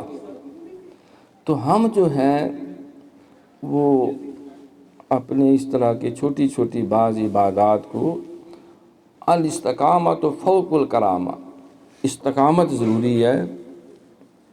رمضان شریف میں کوئی امر خیر کر لیا، باقی 11 مہینے پھر وہی چال بے ڈنگی سی جو پہلے تھی وہ اب بھی ہے، تو وہ پھر کوئی نیکی کی بات نہیں۔ نیکی وہ ہے کہ اللہ کے رضا کے ساتھ شروع کی جائے پھر کرتے رہیں، برائی کو چھوڑ دیا ہے تو پھر چھوڑ دیا ہے۔ مجھے اور آپ کو اس وقت جو سب سے زیادہ عمل کی ضرورت ہے وہ صرف 2 کی طرف توجہ دلاتا ہوں۔ آخری بات، اللہ تعالیٰ کلام پاک میں فرماتے ہیں کیونکہ ہر خیر کی وہ سمجھیں دروازہ ہے، کنجی ہے، چابی ہے، چابی کامیابی۔ جب وہ الیکشن ہوا تھا بہت عرصہ پہلے صدر ایوب کے بعد، تو جمعیت علماء پاکستان کو انتخابی نشان ملا تھا چابی۔ وہ بینر کے اوپر چابی لکھا ہوتا تھا، چابی آگے لکھا ہوتا تھا کامیابی، اور وہ سپیکر لے کے چابی کامیابی، چابی کو ووٹ دو۔ تو وہ چابی ہے جس سرکار نے فرمایا کہ الصلاۃ مفتاح الجنہ، نماز جنت کی چابی ہے، کنجی ہے، کی ہے، کی ٹو سکسیس ہے۔ لیکن ایک نماز کی بھی چابی ہے، ایک روزے کی بھی چابی ہے، ایک حج کی بھی چابی ہے، ایک زکوٰۃ کی بھی چابی ہے، ایک قرآن کی تلاوت کی بھی چابی ہے، کہ درود شریف کی بھی چابی، بلکہ ہر نیک، ہر عبادت جس کو عبادت کہتے ہیں، چاہے وہ زبانی ہو، چاہے وہ جسمانی ہو، چاہے وہ مالی ہو، اس کی چابی جو ہے، جو قرآن نے ہمیں عطا کی ہے، وہ سن لو، وہ پلے باندھ لو، ورنہ باقی ساری چابیاں کند ہو جائیں گی، وہ زنگ آلود ہو جائیں گی، وہ چلیں گی نہیں، کوڈ ورڈ ہی نہیں کھلے گا، جتنا مرضی اس کو گھما گھما کے چاہے تالا توڑ دو۔ اس کو قرآن نے کہا کہ ان اللہ یحب التوابین و یحب المتطہرین التائبین العابدین، اس چابی کو توبہ کہتے ہیں۔ توبہ، یا ایھا الذین آمنوا توبوا الی اللہ توبۃ نصوحا۔ سرکار نے فرمایا کہ ایک بندہ سفر بھی کرتا ہے، روتا دھوتا بھی ہے، چیختا چلاتا بھی ہے، بھوکا بھی ہے، ننگا بھی ہے، خاک آلود بھی ہے، پاؤں میں بھی چھالے پڑ گئے، خون رس رہا ہے، تو اللہ کی بارگاہ میں ہاتھ اٹھاتا ہے، روتا ہے، آنسو بہاتا ہے، چیخیں مارتا ہے، کلکاریاں مارتا ہے، ہچکی بندھ جاتی ہے کہ اللہ یہ دے دے، وہ دے دے۔ کیوں دیں بھائی؟ چپ پھٹ جا، یا اللہ میں نے بڑی مار کھائی، ملنا چاہیے، میں نے اتنا طویل سفر کیا، ملنا چاہیے، میں پاکستان سے بھاگتا ہوا حج کرنے آ گیا، میں فلاں عمل کے لیے چلا گیا، تو میری حاجت پوری ہونی چاہیے۔ سرکار نے فرمایا کہ اس کی ہر دعا اس کے منہ پہ اللہ مار دیتا ہے، قبول نہیں ہوتی، اس لیے کہ اس نے پہلے گناہوں سے سچی توبہ نہیں کی، اس کا رزق حرام، اس کے کپڑے حرام کے، اس کا خون حرام کمائی سے بنا، اس کے جسم پہ گوشت حرام کا، وہ سراپا حرام میں ڈوبا ہوا ہے، تو پھر اس کی دعا کیوں قبول کی جائے؟ پہلے توبہ کرو۔ التائبین العابدین، مجدد پاک فرماتے ہیں کہ اللہ نے توبہ کو عبادت پہ مقدم رکھا ہے۔ انما الاعمال بالنیات، عملوں کا دارمدار نیتوں پر ہے۔ جب نیت ہی ٹھیک نہیں، جب اس نے اپنی نیت کا قبلہ درست نہیں کیا، اس میں اخلاص نہیں، اللہ کی رضا نہیں، اور گناہوں سے تائب ہو کر نیکی کی راہ پہ چلنے کا عزم نہیں، تو دعا تو نہیں پھر سنی جائے گی۔ سرکار فرماتے ہیں جب کوئی دعائیں کرتا ہے، اللہ کہتا ہے میں چاہتا ہوں میں تیری دعا، تیری آہوزاری، یہ تیرا بلکنا، تیرا چیخنا چلانا قبول کروں، لیکن میں کیسے قبول کروں؟ اس کے آگے تو نے خود ایک بند مانا ہوا ہے، ایک رکاوٹ رکھی ہوئی ہے، پیچھے سے رحمت کا پانی اور چشمہ آ رہا ہے، آگے تو نے بہت بھاری پتھر رکھا ہوا ہے، وہ پتھر ہٹا مارک، خود کرم کے دروازے کھل جائیں گے۔ وہ پتھر تمہارا گناہ ہے، معصیت ہے، نماز تو نہ پڑھے، روزے تو نہ رکھے، حج تو نہ کرے، زکوٰۃ تو نہ دے، حرام خوری تو نہ چھوڑے، جھوٹ تو نہ چھوڑے، بددیانتی تو کرے، خیانت تو کرے، حسد، کینہ، لالچ، تکبر جو ہے وہ تیرے اندر کوٹ کوٹ کے بھرا ہوا ہو، ہر برا کام تمہارے وجود میں ہے، تو اب جو ہے تو تمہاری دعا اور تمہاری عبادت کیسے قبول ہوگی؟ اس لیے مفسرین نے لکھا کہ حرام مال سے کیا ہوا حج حرام ہے، قبول نہیں ہے۔ حرام کا مال اکٹھا کر کے وہ چلا گیا، کیونکہ گندگی سے پاکیزگی حاصل نہیں ہوتی۔ اگر کوئی گندے پانی سے، نجس پانی سے، جس میں پیشاب ہے، غلاظت ہے، اس پہ وضو کرے تو وضو ہو جائے گا؟ نہیں ہوگا، وہ خود پلید ہے۔ اس میں آب زمزم بھی ڈال لیں تب بھی پاک نہیں ہوگا۔ اگر ایک من دودھ میں چند قطرے گندگی کے ڈال دیں تو دودھ زیادہ ہے، قطرے تھوڑے ہیں، لیکن وہ سارا پھوٹ جاتا ہے، پلید ہو جاتا ہے، ناقابل استعمال ہو جاتا ہے۔ تو اسی طرح جب انسان جب تک سچی توبہ نہ کرے، ٹھیک اس کے وعدے ہیں کہ لا تقنطوا من رحمت اللہ ان اللہ یغفر الذنوب جميعا، یہ اس کے لیے جو توبہ کرے۔ قولوا قولا سدیدا، پہلے اپنا راستہ تو سیدھا کرو۔ گناہ تم نہیں چھوڑنا چاہتے، نیکی کی طرف تم نہیں چلنا چاہتے، تو ہم تمہارا کیا کریں؟ پہلے یہ گندے کپڑے اتارو، پھر معمولی سی پوشاک پہنو گے تو کام ٹھیک ہے۔ اب نیچے سارے گندے لباس ہو، اوپر آپ جتنا مرضی چاہے وہ برائڈل ڈریس بھی پہن لیں تو کیا فائدہ؟ گندگی تو نیچے بھی ہے۔ تو شریعت نے ہمیں جو قلب کی تطہیر ہے، اللہ کہتے ہیں کہ میں توبہ کرنے والوں کو بھی محبوب رکھتا ہوں اور بہت پاک صاف رہنے والوں سے بھی محبت کرتا ہوں۔ اب مفسرین فرماتے ہیں کہ توابین کا پہلے ذکر کیا کہ توبہ جو ہے یہ قلب کو پاک کرتی ہے، یہ فکر کو پاک کرتی ہے، سوچ کو پاک کرتی ہے۔ یہ توحید، رسالت، کتب، ملائکہ، آخرت، یہ ایمانیات، اسلام کے بنیادی قائد، یہ طہارت فکر ہے، اخلاص ہے۔ من قال لا الہ الا اللہ مخلصا فی قلبہ دخل الجنہ، سرکار نے قید لگائی، جس نے لا الہ الا اللہ پڑھا مخلصا، اخلاص کے ساتھ،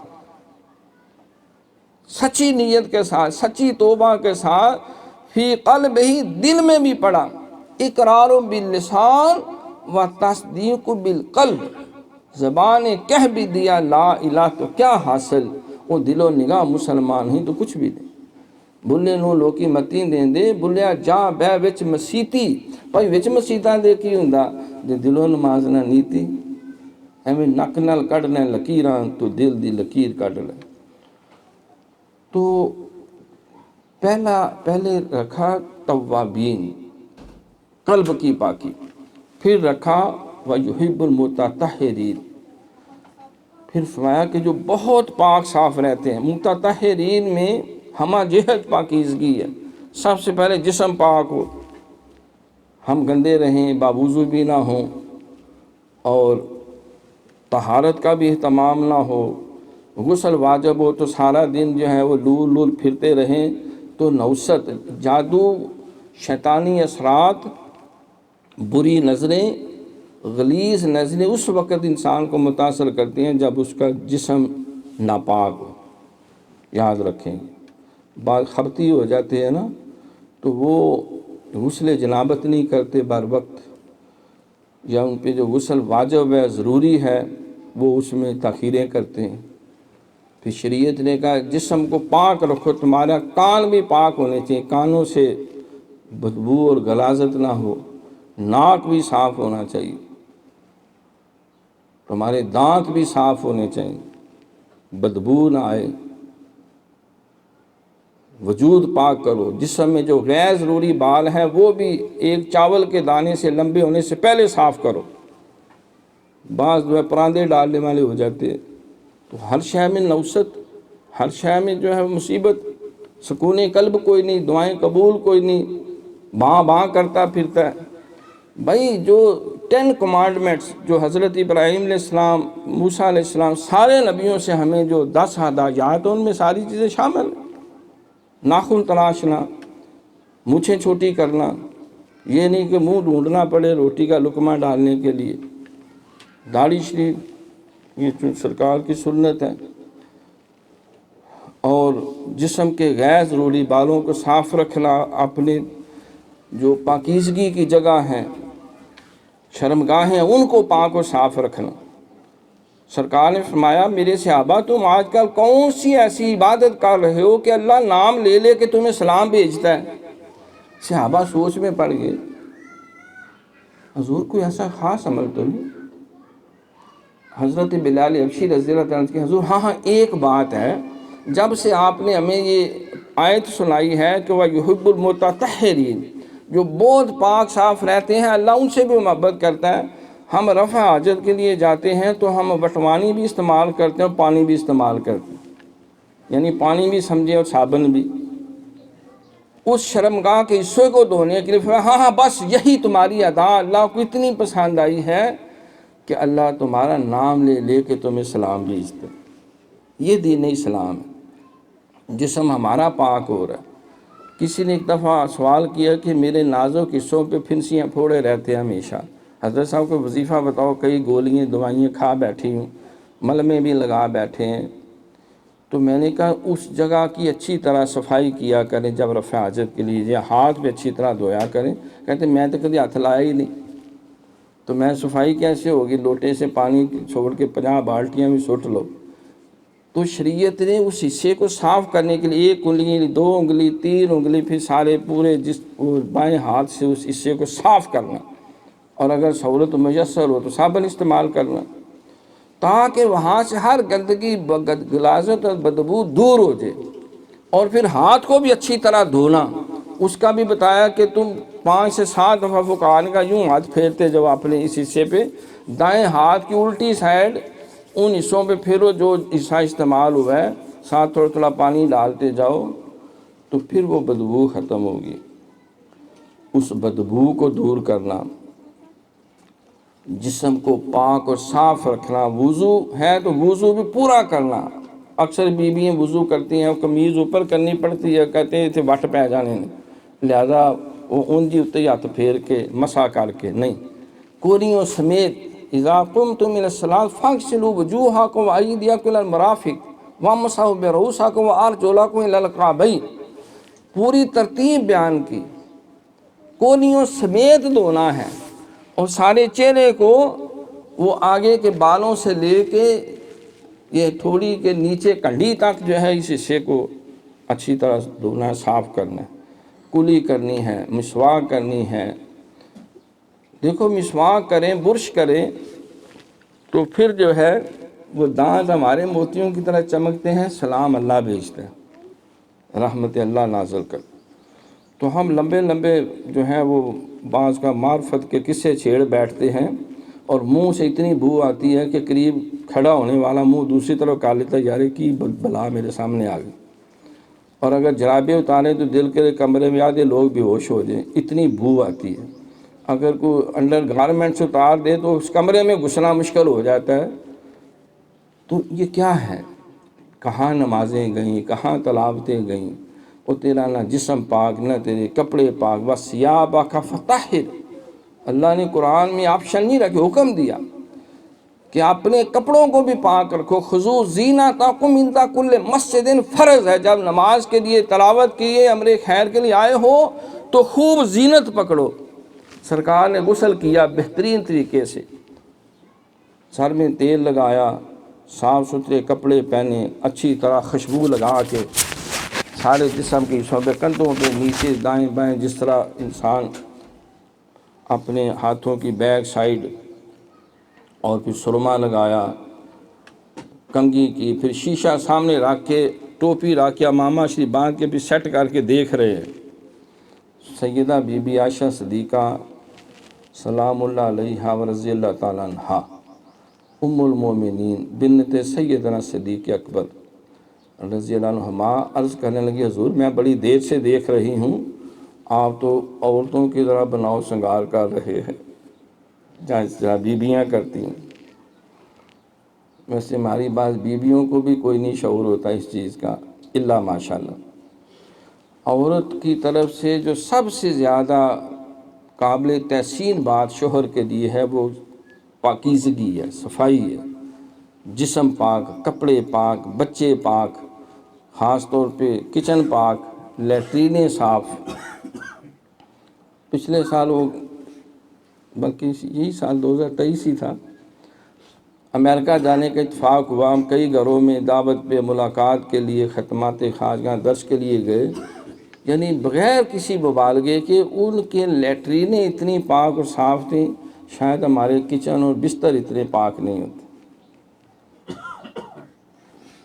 انہوں نے وہاں وہ جو ایئر فریشنر، وہاں سینیٹائزر پڑا ہوا ہے، صابن پڑا ہوا ہے، تو میں نے کہا کہ اتنا یار تم اہتمام کر دو۔ کہتے ہیں ہمارے بچوں کو اسکول جاتے ہی اسی کی بار بار تعلیم دی جاتی، اتنی صفائی اور ستھرائی کا اہتمام۔ تو یہ تو اسلام کا تو امتیاز تھا جو ہم نے غیروں کو دے دیا۔